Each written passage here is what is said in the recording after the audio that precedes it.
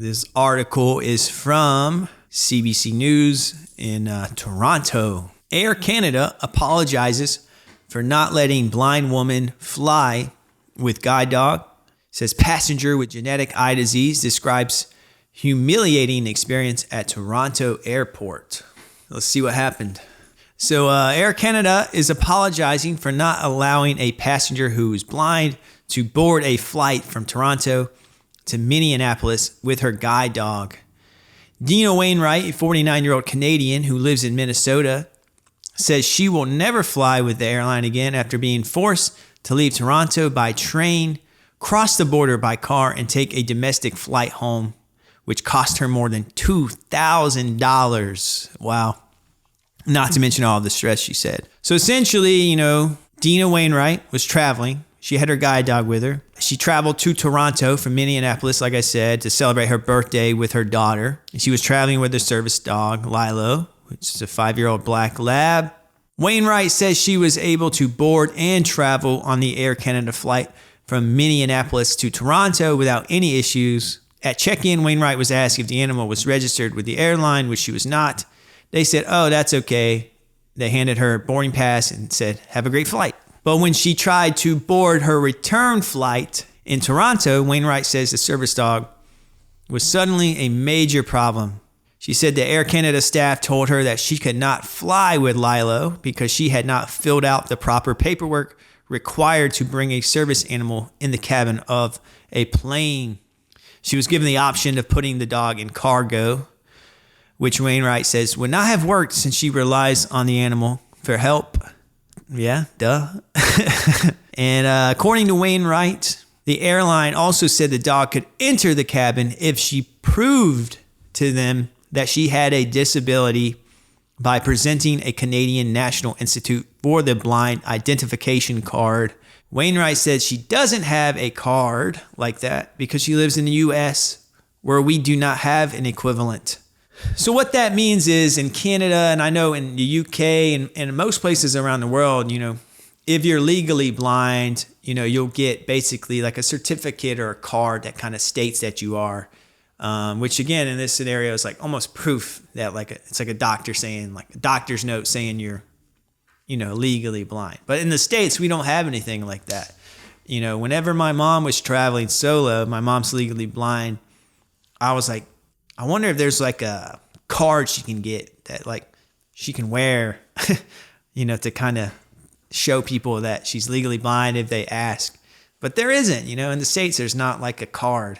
I don't know why other countries have it, but the United States doesn't. But essentially they're like, can you prove your blindness by showing us your card? And since the U.S. doesn't have a card and she was a U.S. citizen, she didn't have a card to really show.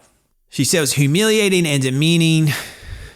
And she said that the airline staff during the dispute at the airport preferred to speak with her daughter, who is not blind. That's classic, I've heard about that a lot where blind people, whether it's in a restaurant or somewhere, anywhere where there's service provided, if a blind person's with someone who is sighted, the person working in that service industry position likes to talk to the sighted person as if the blind person can't speak, which is funny, honestly, when you think about it, but frustrating, obviously.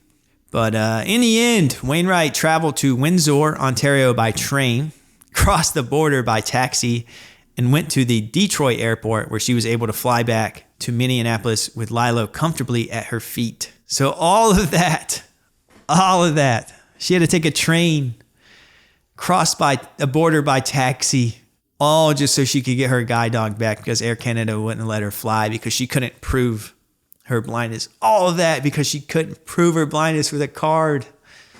Cost her over $2,000. She said she'll never fly Air Canada again.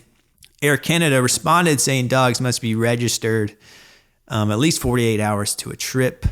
It's not clear why Wainwright wasn't informed of this ahead of her flight or why she was able to bring her dog on the first leg of a trip without any problems. An Air Canada spokesperson called the situation regrettable and said the airline has spoken with and apologized to Wainwright.